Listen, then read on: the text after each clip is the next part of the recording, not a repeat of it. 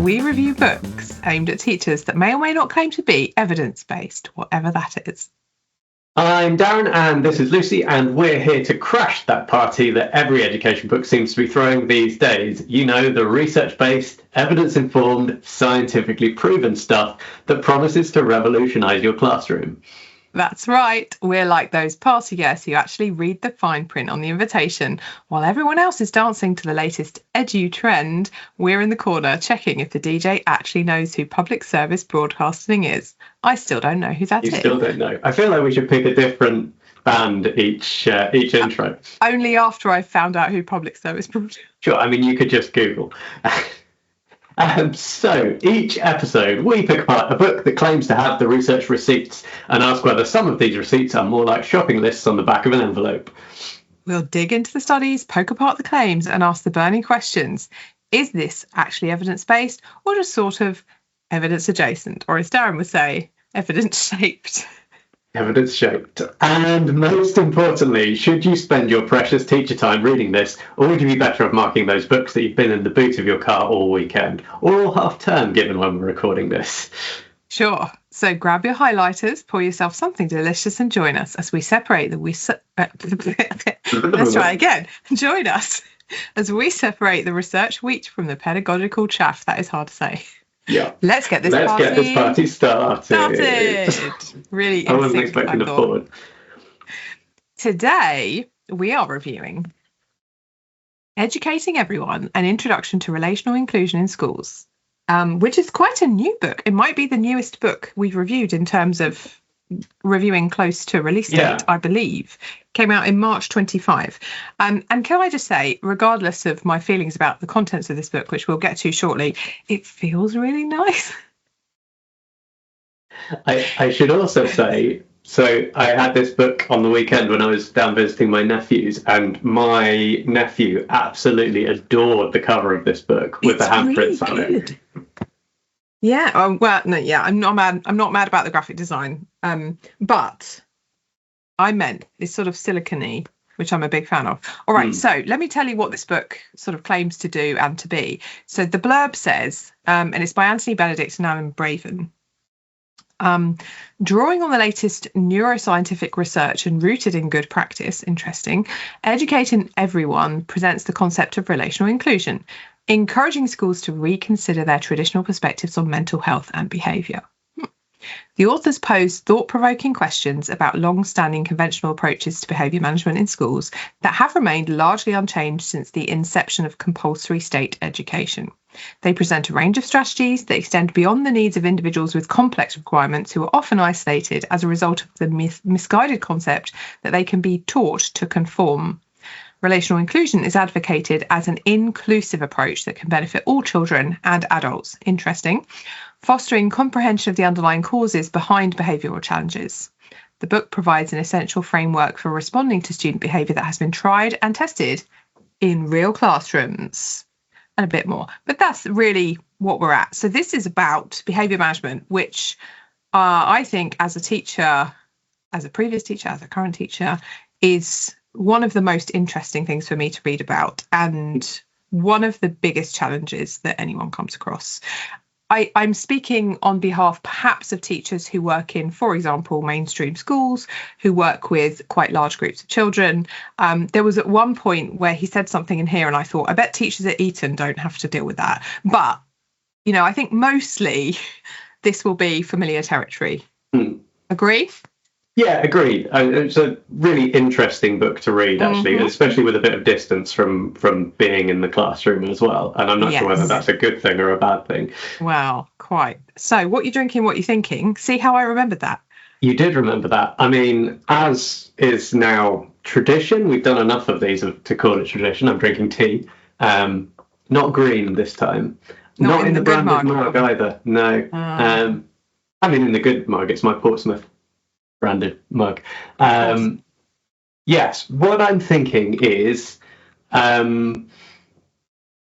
we picked another super idealistic book to read, and I'm very much here for it. And I find myself in a similar situation to the Building Thinking Classrooms book of I really buy what is in this book. Mm-hmm. And yes, I have lots of questions about when it doesn't work and what to do when it doesn't work and all of those kind of things, which I guess is a feature of this kind of book in some way, where it's offering system change and a different way of doing things. Yes, I think it's characteristic of both you and I and our thinking about education that we are radical in some way, that I think we're both tired of trying to make small adjustments around the edges of education generally and specifically in this country. And we feel like that's not the way forward. And so it is interesting to be confronted with your own, I was going to use a rude word then, ideas. Yeah. Because if I were to write a book, I think I would have a similar scale of ambition about this. I mean, I have written books, but if I wanted to write a book that sort of suggested that we did something very differently, it would be on this scale, I think. And yet I find myself in the same position saying, but, instead of yes, and yes, and yes, and. And I'm interested in that, whether that's just I'm being hypercritical and I need to take a step back, or have the authors missed something important in maybe the design part of this, which I will come to at some point. Yeah.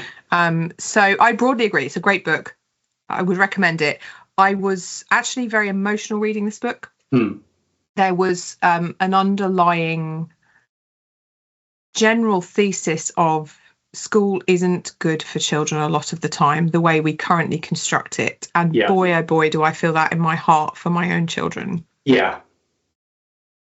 Yeah, and I had similar experiences reading this of it put into words a lot of the sort of half-formed things that I've seen and am aware of and conscious of, particularly at this time where we're talking about how students seem to be finding it harder and harder in mainstream education for a whole variety of reasons. And to some extent, what's in this book is, if not the antidote to that, at least an like a proper acknowledgement of that. And I think that's one of the things that I like best about this book. There is an honesty at the heart of it, an attempt to try to understand the actual problems, regardless of what you think of the specifics of the prescription. It does a lot more in terms of actually looking at the problems than just, kids these days, which is sometimes what things drift towards when discussions are had about behaviour. Yes. Not everywhere, but that's a broad categorisation, but certainly in the sort of popular media and things. And I think the slightly more nuanced version of that, Gen Z kids are all so focused on their mental health that it's become almost like a trend to talk about poor mental health, and they're all jumping on the bandwagon. Yeah. Which is, like I say, just another version of that. And it isn't acknowledging what's underneath, which is more likely, well, actually, no, we do have more problems than potentially we used to have, and or we're able to speak about them more honestly, or students. We have more of a language for it, and we've tried to make more space for it. Yes. And people that previously would have suppressed it, repressed it, and then hadn't come out later. Who's to say what it was like for a child and their mental health 150 years ago at school? It was probably terrible, I would imagine, averagely. But where we are now is not a good place. And in terms of the, schools are, I think, at least paying lip service to students' mental health, but do they have the tools to actually do anything about it? I think this book raises a lot of questions for me about that. Yeah, I mean, I have lots and lots to say about this kind of topic, but we'll end up doing what we did last time, which is talking about what you think and what you're drinking for an hour, and then moving on. So. Well, I'm in charge today, so no. That is true. Let's ask the question then, does it claim to be research-based? I mean, yes, it definitely does. I would say so. Yeah. What's your evidence to support that?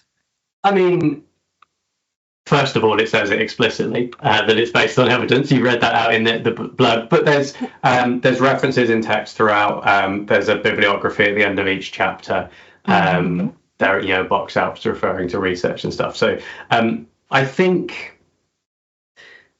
So I'm really interested to know what you think about this, because I think this is a very researchy framed book in some ways, but it's not it's not research informed in the scholarly way. There are, and I know I feel saying that, but what I mean to say is that there are a set of theories within that this book springs from, that the author has leaned into and used.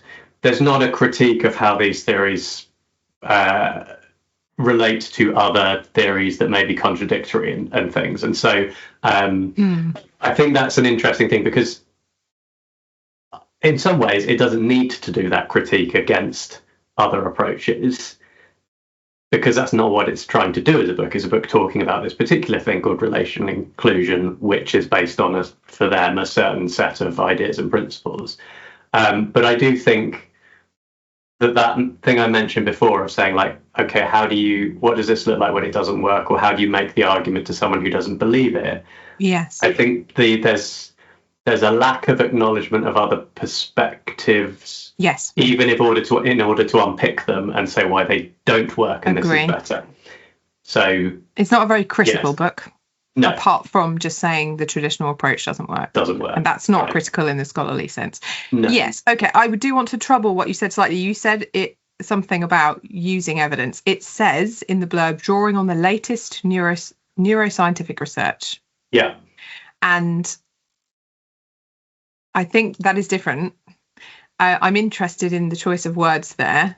I don't think the authors of this book would have a problem in conceiving of evidence as research and practitioner experience and all of the other kind of wide, rich things, because there's a lot of anecdotes in this book to illustrate things. I do worry that by characterizing it as neuroscientific, there's a sort of placement of this approach in the space of, well, this is just how students' brains work.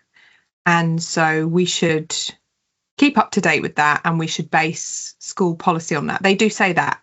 And then later on, there's a real contradiction where they say, actually, you can never possibly keep up with all the research, and we couldn't base policy on research because it changes too quickly. And I want to say, well, which? Because as a scholar, I understand the problem, and the solution is you try and find a basis for which there is some consensus that holds relatively stably over time.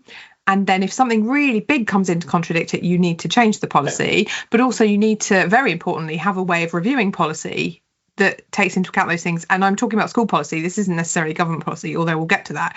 And so I wanted more of that debate. Like, what does this look like in a school? How do we change it? How do we take into account changes in what the research tells us? Because some of the research drawn on here is really old.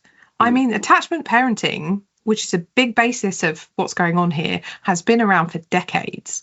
The ACE study and the sort of stuff about childhood trauma. So, okay, it's not like, it's not necessarily 50, 60 years old, but it's decades old, some of it.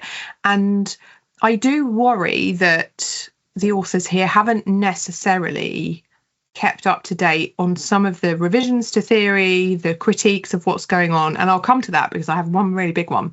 Yeah. But to answer the question, does it claim to be evidence-based? Yes. Is it evidence-based? Some of the time. The snob in me would like to point out that many chapters have lots of references that are just web pages or blog posts. Yes. I mean, I'll leave that one with you. This is something we will come back to. But I think, I think the other thing I would say is like, it's definitely something that feels to me evidence-informed in some ways.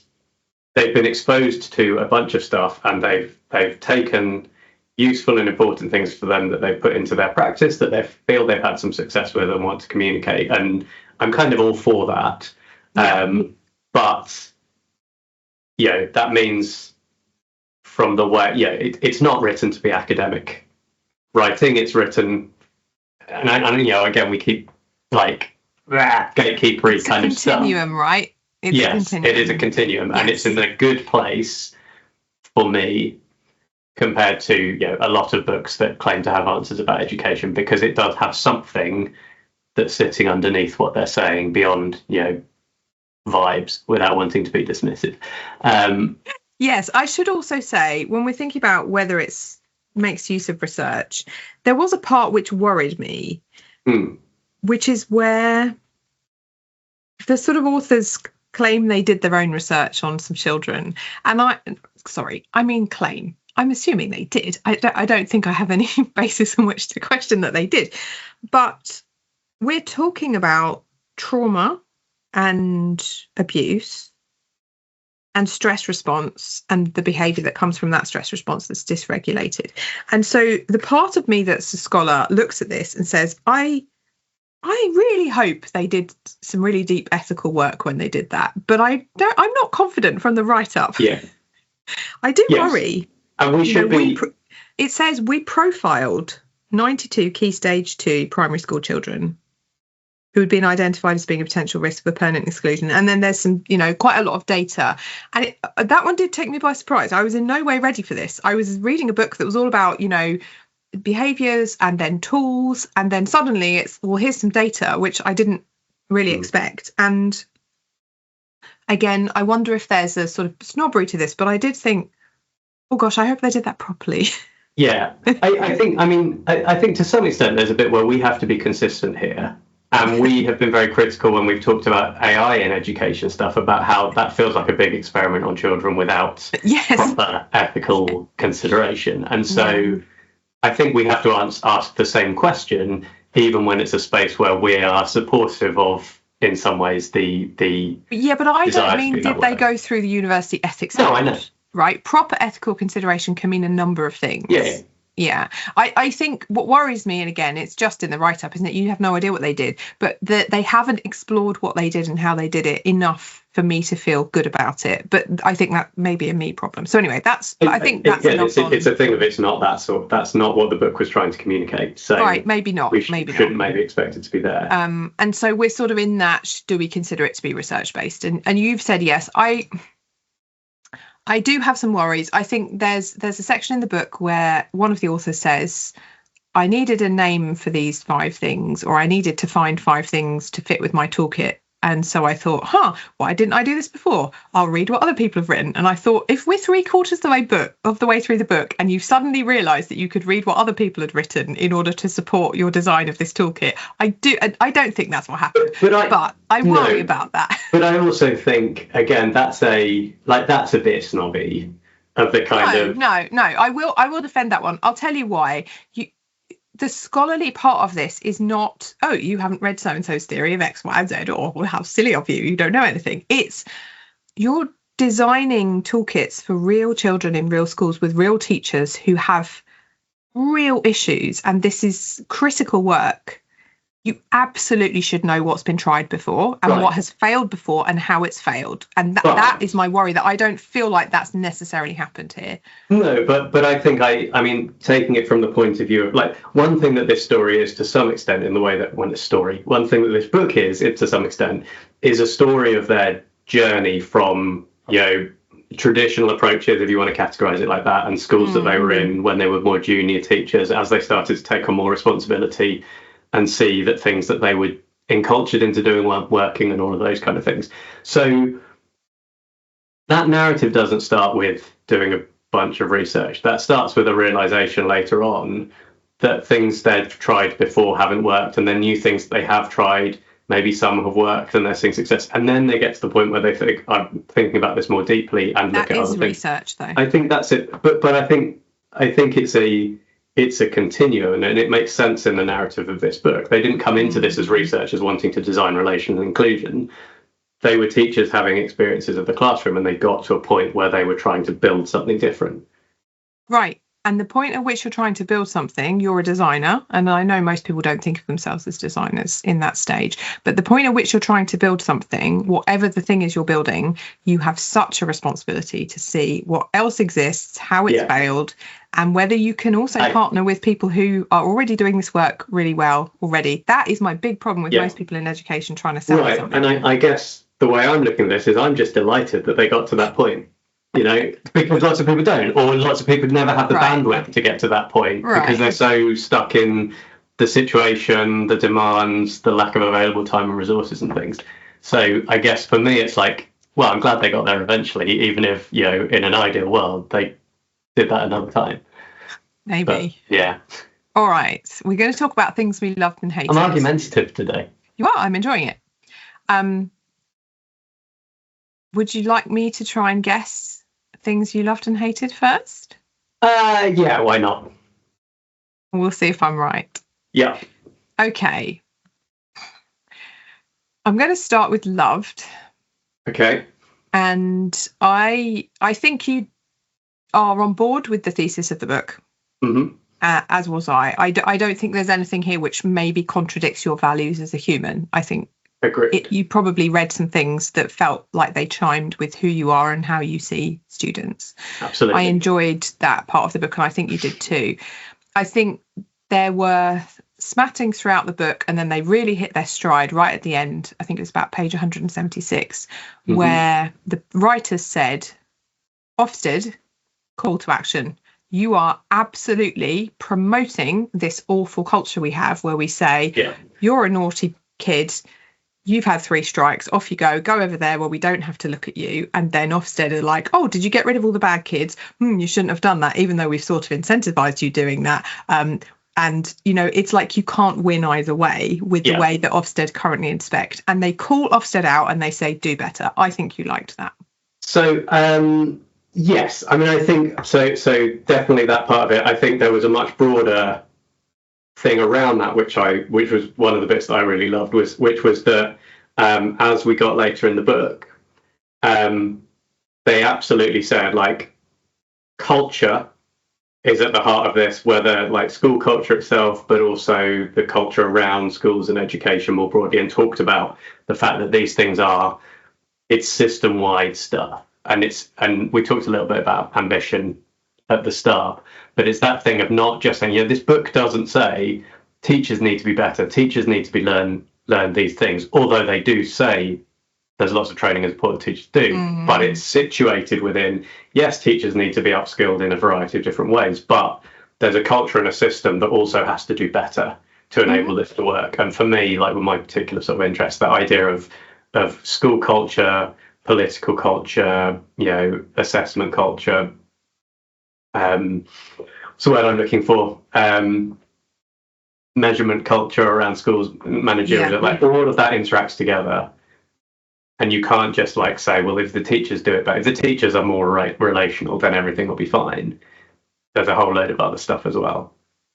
And I was thinking of a Paul Dix. Is it a Paul Dix book? I don't know. When the adults change, everything changes. I'll take your word for it. Anyway, yes. Yes. Okay, so am I getting half a point for that? Yeah, I think you get a point for that. I mean, I think the thing you identified was an example of the broader thing that I loved in it. Any other bits you think I loved? Oh, many, but I mean that was the one I picked for this example. Otherwise, we'll be here all day. Yeah, there were a few really nice turns of phrase. Page 77, page 76. There was one about being proactive and not waiting until crisis. Which I really liked, because so much of behaviour stuff is reactive. I mean, the fact that they sort of troubled the idea of talking about behaviour and behaviour policies as already being language. There was a whole chapter on words, which I loved, like framing defines how you interpret the problem and how you address the problem, which again, I think is so important to the way that I think about education and about power dynamics and things. Page 95, there was a follow the money thing when they were talking about why things happen in particular ways. Again, power, relationships, all that sort of stuff. Page 77, one of my favourite things, are we confusing high standards and expectations with control and power? And I was like, that's just, so yeah, lots of stuff like that. So all about culture, power, relationships and things, which are right in that sweet spot. Should we do things you loved or things I hated? Let's go for what you think I loved. Okay. I think, I mean, to some extent, some of the things that that you said that I liked in terms of values and things, I think are the same for you. Are you laughing? I agree. I think the fact that it was trauma informed, as a starting point, the fact that it centered students throughout and students' well-being, but also the fact that it focuses so much on the importance of teacher well-being alongside student well-being as well. I thought that my would be friend, you could not be more wrong. Interesting. It did not focus on the importance of teacher well-being. This is one of my main critiques of the book. Now, cards on the table. I have been a teacher in some very challenging schools, and it was really hard. And one of the hardest things that's ever happened to me is being sexually assaulted by a pupil. And I have also been physically assaulted by a pupil separately, different people. And with that lens, with the lens of being socialized as a feminine looking person and being a young teacher, that's one of the worst things about this book for me, is that I do not think there's hardly any consideration of teacher wellbeing at all. There's a lot of dysregulated teachers and dysregulated pupils, constantly bash heads, and we need to support our colleagues to maybe remove them from the situation when that happens. Fine. There's a lot of, we should, as you say, avoid the crisis point by trying to spot pupils who are getting agitated, anxious, sad, upset, dysregulated, all of those things. But I find the individual onus on the teacher to do that, and the total lack of any discussion of the teacher's personal safety, the main critique of this book.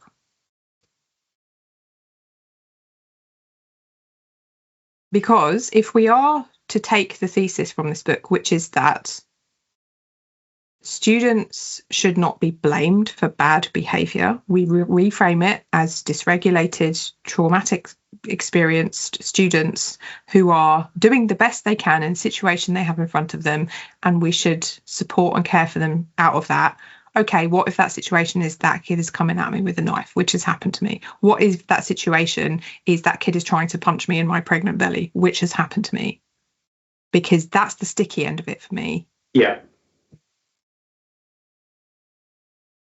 And I think I jumped out the window, by the way, in the first one. Noted. Yeah.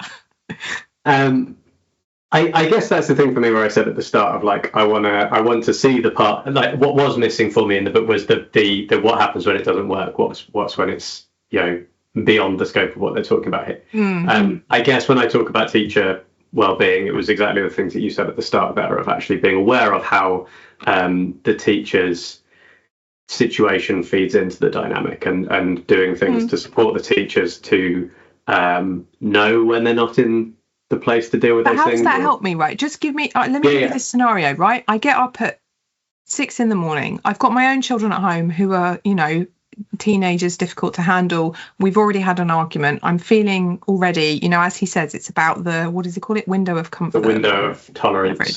Tolerance, right. I know that I'm a little bit struggling. You know, I've got problems with my car not starting. It's cold. I have to de-ice the windscreen, all the normal things. I get to school and then, you know, I'm perimenopausal. Yeah. I am perimenopausal. All of these things mean that I have now this, I know I have a short fuse.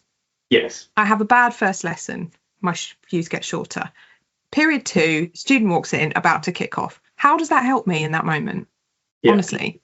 But I think this is the thing that, you know, again, sort of the gaps in the book between where they talk about understanding when teachers have this narrow window of tolerance and being supportive and stuff, and the meeting in the morning and getting people to check in and all those sorts of things is really good. And I do want to know what the practical strategy is then for what happens in that in the day. Like, absolutely, that wasn't there. And that's that, not just in that specific circumstances, but more broadly, that would be one of the criticisms I have of the amount of detail they give for actually how this works at scale. Like, what happens on the day where you have 5 teachers that have such narrow window of tolerance that none of them can be in the classroom. Like, you know, what happens when, you don't have the resources to be able to support the teachers in the way that you want to. Which is almost all the time. Which is why the stuff on broader culture is really important, because actually you have to have system change to be able to allow some of these more flexible things. But also, you're absolutely right. Those bits were absent in terms of the detail. But I guess I just put that as a lack of detail for the edge cases and things rather than not caring about teachers. I think I'll come back to, I mean, resources are always scarce in schools. I've never known a situation where they're not. Maybe there's some, I guess exceptions to this, but generally they are. But they're scarcer now than they've ever been. And so what that means in practice is that teacher wellbeing is pitted against pupil wellbeing. And it was ever thus, as far as I understand, right? We're called to this profession and we must, be the caring, wonderful pedagogues that we're supposed to be and leave our emotions at the door. I don't believe that for a second, but it's really in the discourse. And so if we have a situation where resources are scarce and we've got one mental health professional in the school who's available, the students should be talking to them and getting support. They're kids, I get it. But me as a teacher in that situation, I am left adrift and supposed to then control and regulate my emotions so that I'm not contributing to the continued trauma of the student in a way that I can't see the path to doing that at the moment. Yeah. And I do think it puts just more pressure on teachers now. It's like we're more aware of the problem, which is great, but that's step one. Like step two is the resources to deal with it. And I don't know that this toolkit, honestly, I think it would just make me more aware. It wouldn't necessarily help me that much. Yeah, no, and like I say, this is what I say. My same perspective, but from a different end, which is the like, okay, so when someone comes back, someone reads this book and says, yes, but this won't work in my school because of all of those reasons. Yeah. How do you say, oh, but we can make it work because this is how you use those resources. This is what you do. This is how we do it. This is where it saves. Yeah, potentially this is where it saves money and resources. For the record, I'm not saying I don't think it would work. I think it's a good model. It's interesting. It was confronting. It made me challenge some of my own biases and ableism. But I don't see the teacher wellbeing focus in the book, perhaps in the way that you did. Yeah. I think we just have a slightly different perspective on where that focus is, perhaps. But yeah. And also, I hope you don't mind me saying, but I have been a teacher while I've been a parent, and it's a whole different situation. It's like your resources are cut in half. Now, I think I'm not saying parenting is the only thing that does that to you. Caring does that to you. Having a partner who needs support, aging parents, whatever it is, right? But I've definitely been in a situation where fairly long term, I haven't had all of the emotional resources to bring to teaching that I would have wanted to. Yeah. And it really makes you notice stuff like that. And I guess the thing about this kind of approach as well is that I suppose it's one of those things where a good thing potentially makes it worse, right? Because if you haven't got the resources, but the disciplinary system is based on, sanctions and shouting and, to crudely characterize it, actually, you can kind of do that regardless of your emotional state to some extent. Again, very crude characterization. But if your system for working with the students requires so much more empathy and support and giving, actually that means when you haven't got it to give, it's more acute, right? Which I guess is what you're saying here. I think so. Well. And I also think this is really gendered. Women are expected to do this work more. They're expected to be more emotionally literate, and expected to do the work on themselves. This book is written by men, and it shows. And one of the things that I think is ill considered is we have the characterization of the angry teacher getting angrier through the day as pupils annoy him. Whereas my experience is I'm the deeply sad, exhausted teacher getting more and more exhausted through the day because I give everything to I would never, ever lose my temper with a student. I never have. I will never do it. I know that I won't, because it's saying that I will, not do that to my children with the same kind of certainty. I know I would never hit a pupil, but the strength it takes to do that is a different kind of strength. And I think it takes from you in a different way. And I don't find that well explored in this book necessarily. No, I definitely wouldn't necessarily argue with that. Would you like to hear the other very small thing, which I thought you probably loved? Yes. Book. Page 75, there was a little anecdote about the positive impact of a school with animals. Oh, yes, I did like that. Yes, I did. I agree. And I love the thought of animals in schools. And there was a nice section on outdoor education as well, which I didn't put as a thing that you would like, actually. And I should have done, because that would have been a really easy win for me. It would have been an easy one, Yeah, I agree. The thing that I loved was the thing running through the whole book I did find it a contradiction, which again, I've mentioned, I'll get to it in a bit more detail in a minute, but it's put so beautifully. Safety is the foundation of all functional relationships. Yeah. These people understand what relationships are. And I don't think you can ask for more than that when you're reading a book about behavior, because it isn't behavior, it's relationships. I get it. Yeah. And, I've heard a lot of people say that in a lot of trite ways. And I find it, like I say, a little bit at times eye-rolly. But I didn't find myself rolling my eyes at this book hardly at all, which for really, you is astonishing. A book written by two men, as far as I'm aware, and quite a long book about relationships, emotions, and trauma is, well done. You've done a great job. And I think that idea that safety being the first criterion, I mean, I talk about this all the time when I'm talking about uniform and, consent and all the things that people ask me to talk about professionally. If you don't have the safety thing, you might as well not have anything. Right. And I think, that's the part I loved the most. He put it as the quote, which I dislike a little bit, but it does get to the heart of it. You don't teach someone to swim while they're drowning. Yeah. Okay. Yeah. Do you want me to talk about what I think you hated? Yeah, I mean, again, I think there's probably an easy win here for you. Which I'm sure I haven't taken it. I'll tell you now. No, I've done the same thing I always do. I've done, well, we'll see, right? I don't think. I've done the thing where I notice something that's a really small detail and I'm like, oh, Darren's going to hate that. And then you're like, oh, I didn't even see that. And I think, oh, God. Right.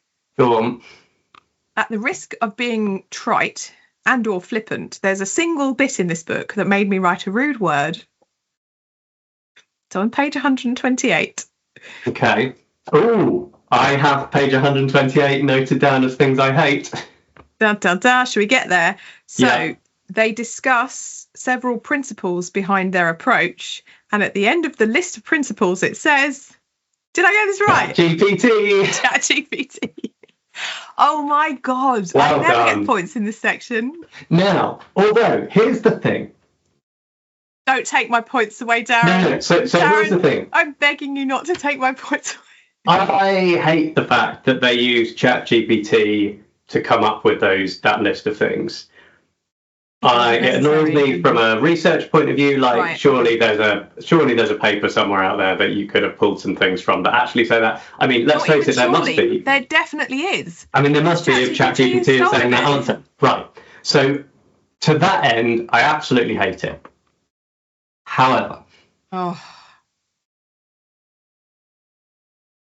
at least they acknowledge they pulled that from ChatGPT. And stop giving people too much credit. My problem is... You're too nice. But my thing here is, okay, so they couldn't think of a way to frame it. They went to ChatGPT, they got some words, and... They thought that was okay to put in their published book. Right, but lots of people do, and lots of people don't acknowledge that that's what they've done. And so I hate it, but I do give them some small amount of credit for acknowledging that. I raise you... I wonder how many times they've done it without citing it in this book. Now, it's not obvious that they have, but as we all know, large language machines are a slippery slope covered with extruded shit. Yes, covered with other people's work that has been stolen. Yes. And the burning of the environment and everything else. More like I absolutely hated that. But like I say, I never win this bit. I do want people to acknowledge when they're using the all right, let's completely ruin this by also adding a thing that I think you should have hated because you're a statistician, but you didn't. This should be a regular segment now because it happens every time. Are you going to say page 112? Wait, let me get my notes. Am I going to say that? Well, I mean, several pages. Yeah, I'm going to say page 100. These pages. Yeah. But it might not be for the same reason. Okay, I'll say it and then you say it. Go on. I hate the graphs on page 112, etc., because they're bar graphs of data that is not discrete.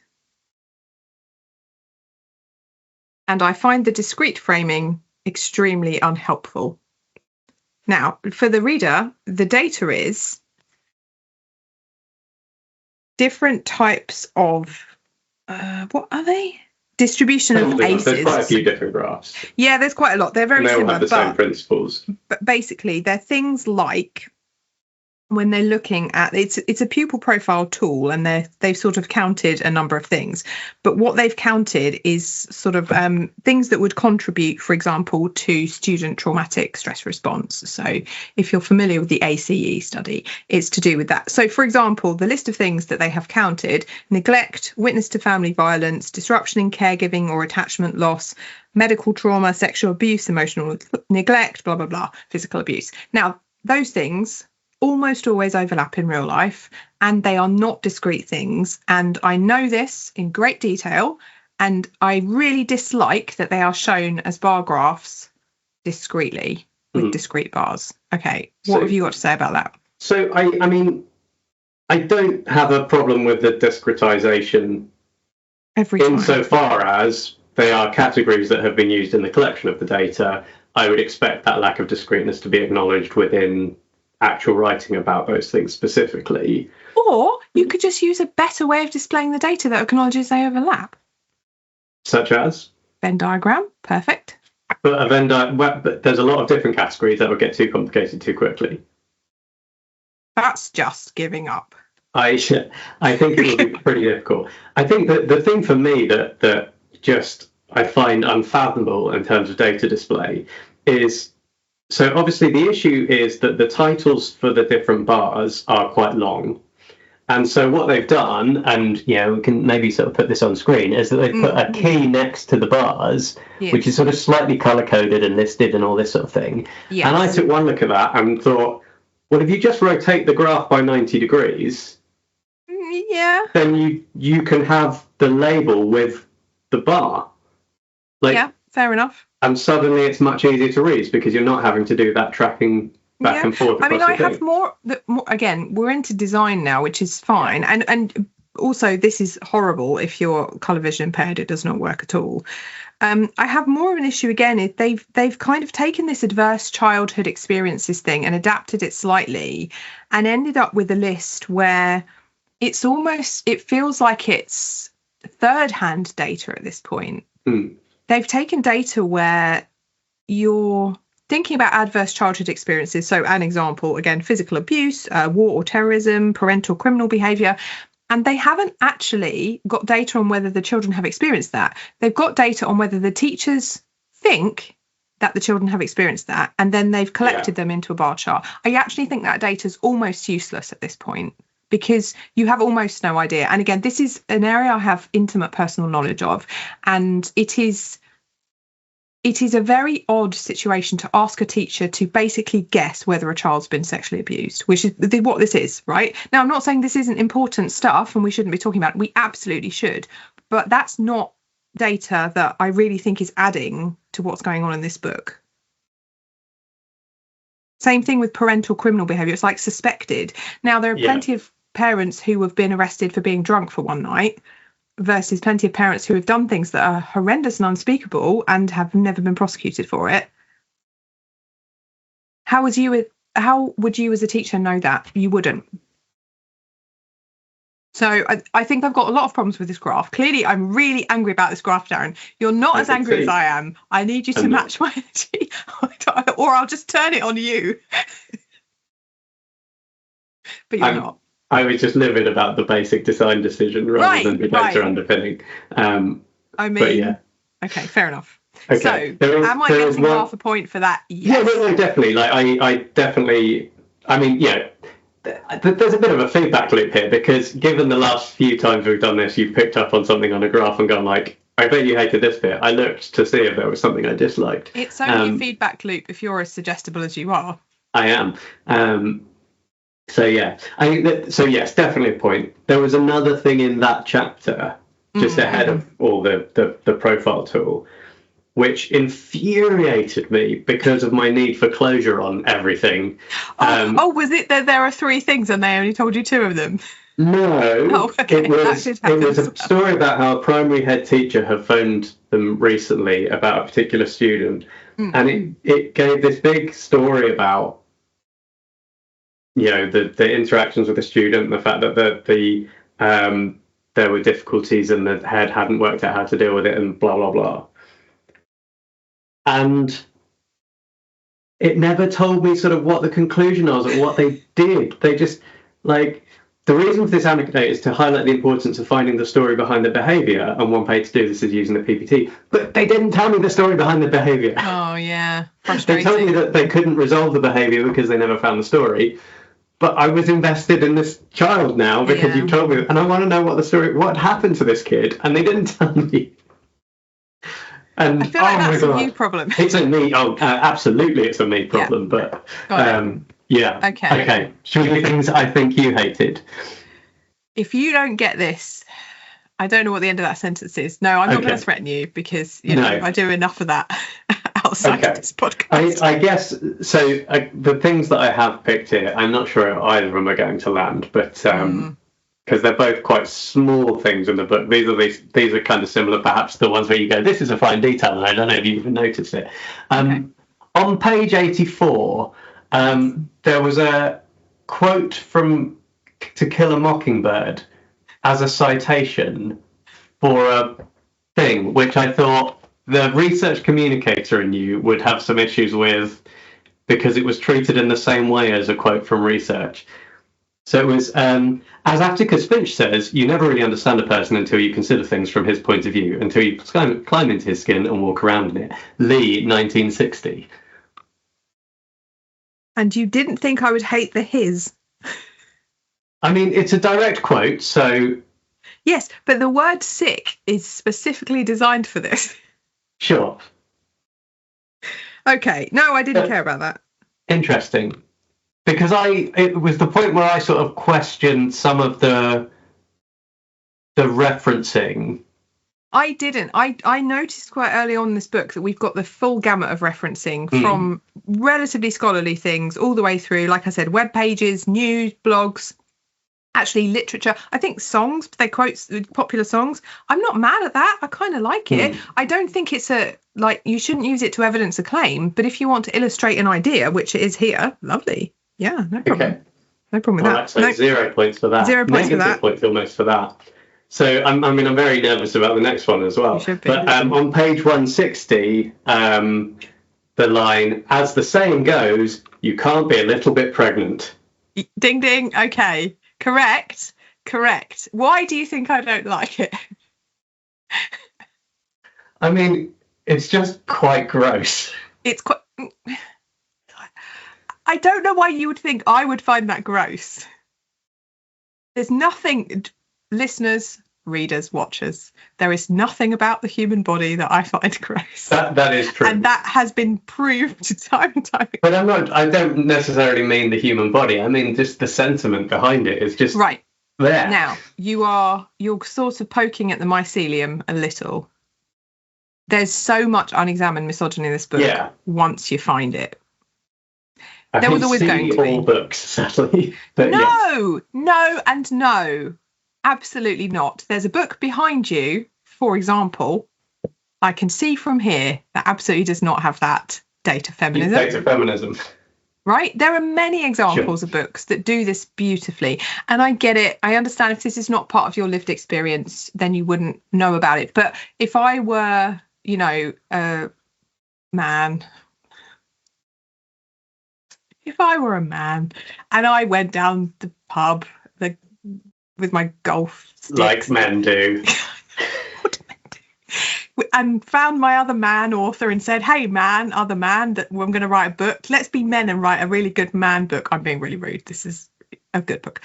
One of the first conversations I would have is, we're going to have quite a narrow perspective here, aren't we? And so I would, at the very least, think about how I might, deal with that. And they do. I think there's one occasion in this book where they do, but it's really disappointing from that front. And there's the trivial and then there's the non-trivial. So the trivial is the stuff like you just said, right? You can't be a little bit pregnant. Ha, ha, ha. Actually, let me tell you, as a person who has a body, who behaves in all sorts of ways, you actually kind of can. And I understand, like when you take a pregnancy test, it descritizes that. But you absolutely can have an early pregnancy, for example, that turns into a miscarriage that is then a period. And you never knew you were pregnant, or you thought you were and then you weren't. Like, that's actually a very real problem that affects lots of women and girls. And why would you know that if you'd never had it, if it never, because I understand if you're on the other end, it's like a yay, honey, we're pregnant. We definitely are. It's definitely happening, because we women keep all this behavior sometimes from people. All right, rant about that over. The small details that contribute to the larger critique are things like, there is so much about mothers in this book if you look for it. There's a lot here about parenting and types of parenting, and that probably hits different for me because I have children, and I've raised children and tried to be a good parent, and we all know how that turns out. You will always fuck it up. Just pick your flavor, right? Definitely. If my children are listening to this, please feel free to write in the comments below. But there is so much in this book that specifically talks about mothers and mothers and mothers. And I know that some of the literature does, but trouble it, please. We've got rat mothers. We've got, Holocaust babies because their mothers were Jewish. There's so much about this book that just doesn't consider the idea that we as a society just love to blame the mothers. And that's the problem. It literally says elsewhere, we should stop blaming the parents for everything. And then it absolutely goes in hard subtext wise for the mothers, and I don't like it. I think it's misogynist. I think it's unhelpful. There's also the other part of this which is super misogynist, and I've already talked about this, which is we have no discussion of sexual assault here and sexual harassment in schools. It's one of the biggest problems there is. If you think that all functional relationships start with safety, and if you care about schools being safe, let's talk about all of the girls and women that are not feeling safe because they're being touched, they're having comments, they're literally, having parts of their bodies ridiculed and spoken about in ways that are completely unsafe, and we're not doing anything about it. And I'm really disappointed that that's not been touched upon. And same for teachers. A massively high proportion of young, not even young, women teachers, teachers who are different, marginalised, whatever, are in a position where they're not safe in schools. And this book does not deal with that. And the central tension of this book should be, I will stop talking in 1 second, I promise, should be, we want kids to be safe and we shouldn't blame them for their behaviour as their brains are developing. But that's the bit that's missing for me. It's also so important that other students and teachers are safe too. And that's the messy bit that I was missing. And I mean, two things to say on that. One, this is exactly the same critique that we had of building thinking classrooms in mathematics. Mm-hmm. That, yes, we love the ideas, but that acknowledgement was missing, and it's kind of quite the hole beneath the bow of the waterline kind of thing. Yeah. Yes, I've forgotten the second thing. Yes, the exactly the thing of so when you come back to when someone comes to you with that question, like what is the solution? Like how would the authors respond to that? Again, that thing of the difficult questions, where the blind spots are, and how you would convince someone who wasn't sold on this or who had specific concerns about how this would apply. For me, the crux of it is the spectrum of children we're dealing with in this book, which is, it's some of it's secondary focus, some of it's primary focus, but ultimately we're talking about children aged from 5 to 18. And the central point being made that lots of their behaviour is they're doing the best they can, and we should stop telling them to just be better. Fine. But at some point, we also need to hold them accountable. And, I have had an 18-year-old behave to me in ways that is incredibly frightening and intimidating. Yeah. And I want to know what these authors would do to help me as a teacher in that situation, because I agree, it isn't just like exclude the kid, right? They can go straight to prison and bye, you're out of my life. I agree. But equally, I was under real threat in that situation and unsupported. And that person was 18 and they did to some extent understand what they were doing, and maybe they could have chosen to do better. I don't know. This is the difficulty of like the sliding scale of it. Yeah. And again, they do absolutely acknowledge this thing that there has to be accountability and there has to be some kind of consequences. But they also say, oh, but you can't just take them out for 10 weeks and then put them back into classes because that won't fix it.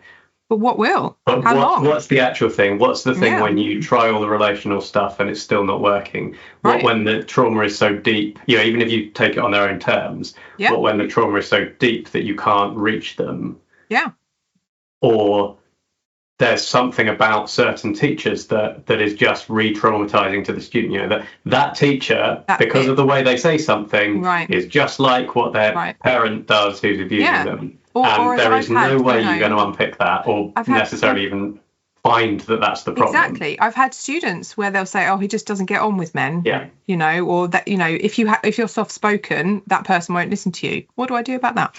Okay, let's move on to a phrase or word you enjoyed. Yeah, because we need to bring things to an end. Yep, go on then. What did you enjoy? I mean, there's some lovely writing in this book. Yeah, a couple for me. There was a Desmond Tutu quote. Where was it? I took a photo of it, and now I can't find it. Hang on, I took a photo of it. Tell you mine while you're finding it. Yeah, you tell me yours. It's very simple, but it's the kind of thing I wish I'd thought of, because I've been saying things like this for a while, but never phrased it in quite this beautiful way. Moving from thinking about attention seeking to connection seeking. Yeah. Really nice. Yeah, where's the Desmond? Let's see.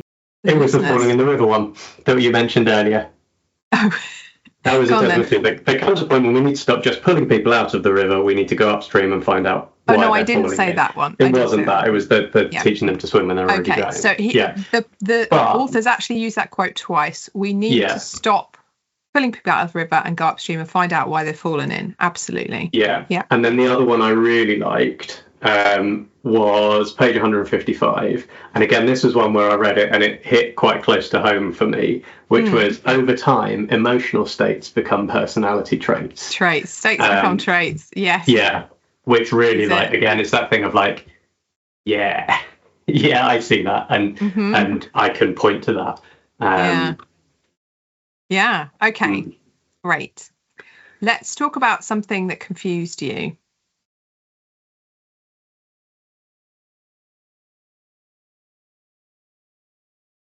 So I think we've sort of touched on this already.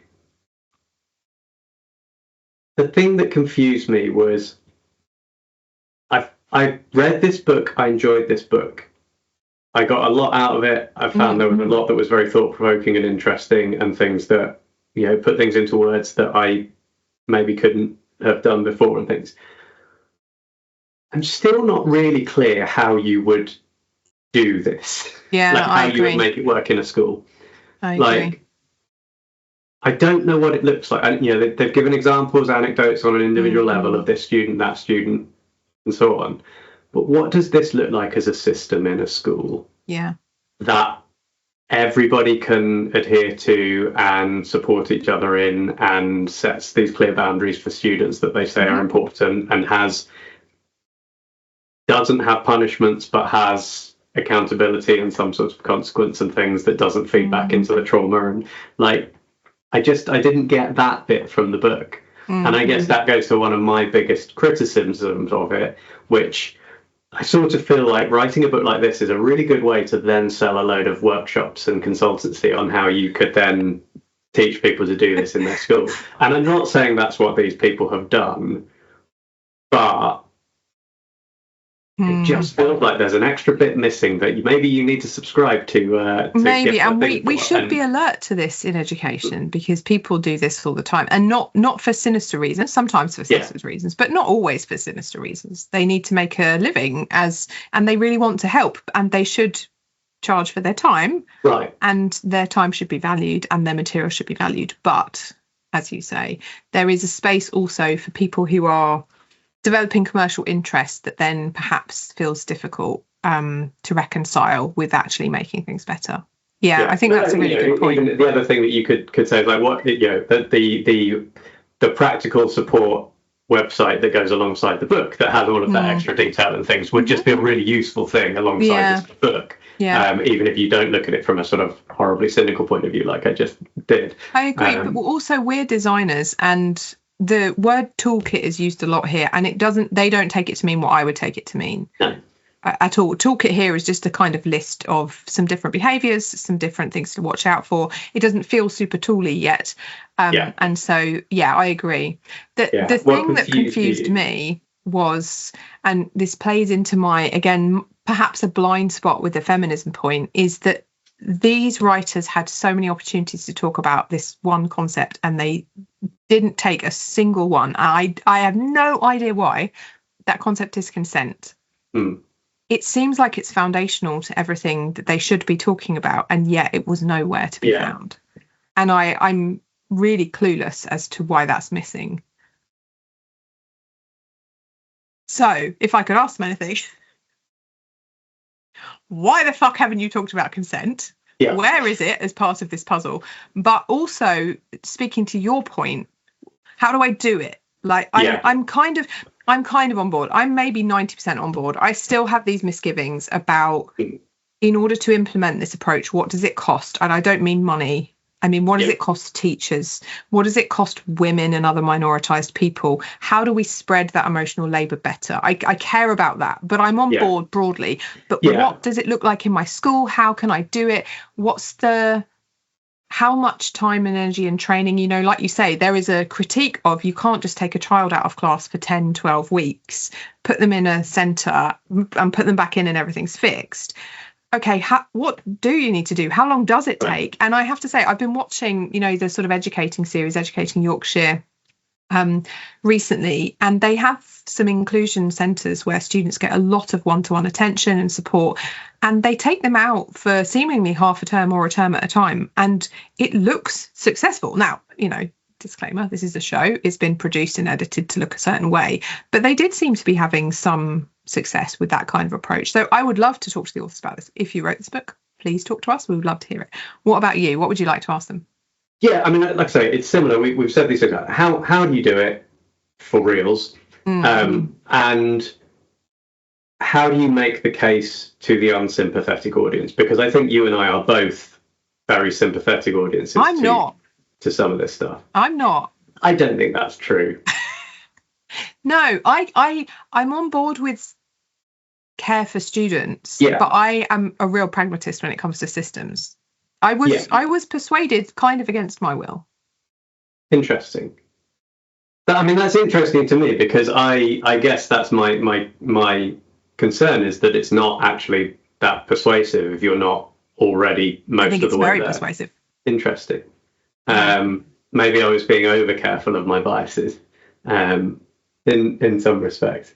I think it's the part where they say things like, what do we currently do with students? They do a bad, we give them a tick. They do a bad for the second time, we give them an second warning. They do a third bad, third warning, kid gets thrown out. They go and see Mr. So-and-so. Mr. So-and-so sits them down and says, all right, why did you do the bad? How did it make everyone around you feel? Kid writes it down. Nothing's changed. That I know that doesn't work. And as I saw it laid out in front of me, I was like, no, that really doesn't work. But we're still doing it. Yeah. What does it work to do?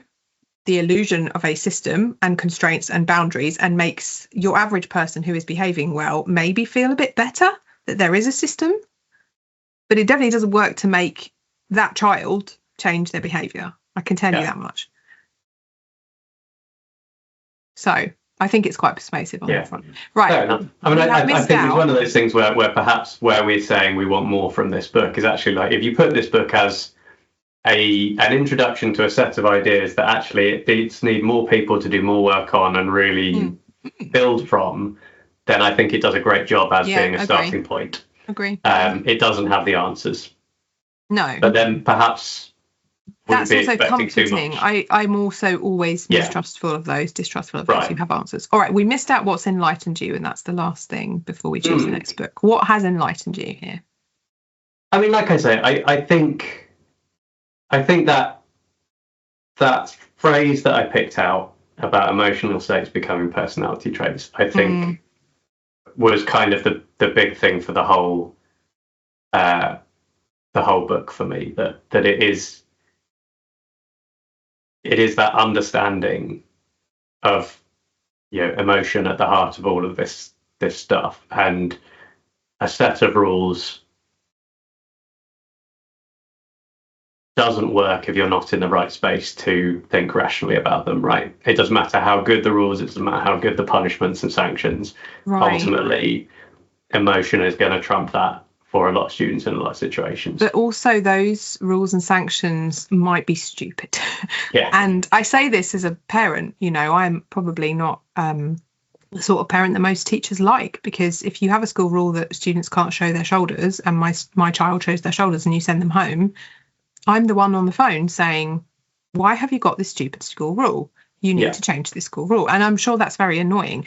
But I do think it's important to acknowledge that it's not just that we need flexibility in the school rules. We actively need to challenge them and change policies all the time and care about what the impact is. And I think that's enlightening. And I think one of the things that jumped out to me on that note was this idea that if you're going to have a very restrictive system, it has to be like fair and consistent and have some internal logic and all of those kind of things, or you're just setting up lots of people to fail and clash with it. And it's almost impossible to create a system of rules that does those things. Yes, and there are odds, yes. Right, yeah. And so actually, everybody's being set up to fail in a system that is based on adherence to a set of fairly arbitrary rules. Who isn't being set up to fail? You're A-star, compliant, conscientious, often but not always girls.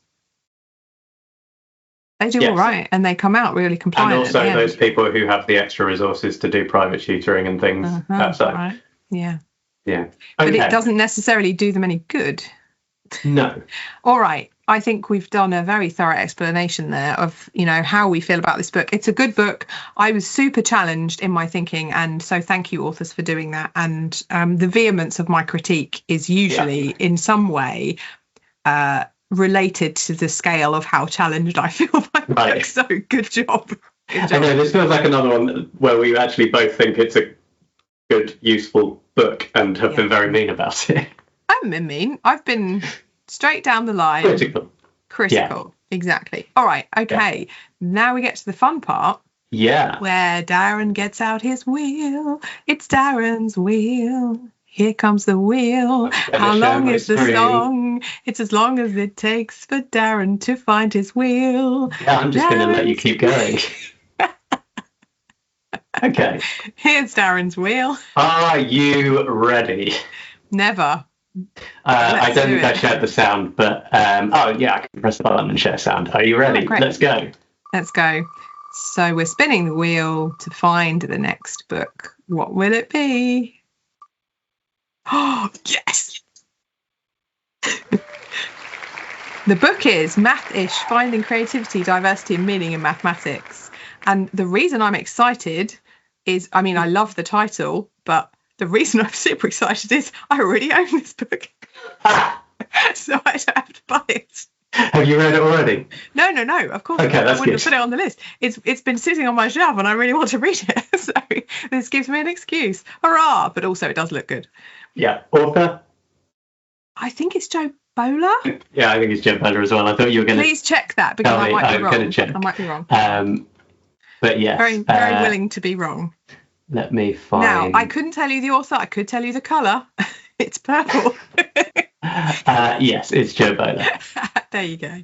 Okay, I shall get on and purchase that one and catch you up. I also think it's Professor Joe Bowler, and we very rarely use Joe Bowler's title, and doesn't that tell you something? But that's a conversation for another day. Okay, excellent. I'm really excited. Good job. Right. That is kind of us for this episode, right? Yeah, that's it. Oh, wow, that is a really clunky finish. Off you go.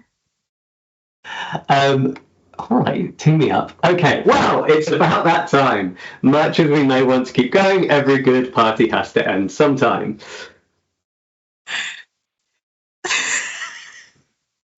And it looks Are you like laughing at my excess of enthusiasm? it was really good. But I also don't believe you. You're a really mediocre actor, and I don't think you Wow.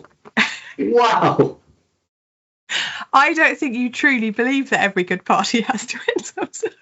I think you're that guy that's always there at the end that you have to there at the over end, in the morning. but mainly out of FOMO. Anyway, and it looks like the crisps, aka our coherent thoughts on this book, have run out. Thanks for coming to our research party.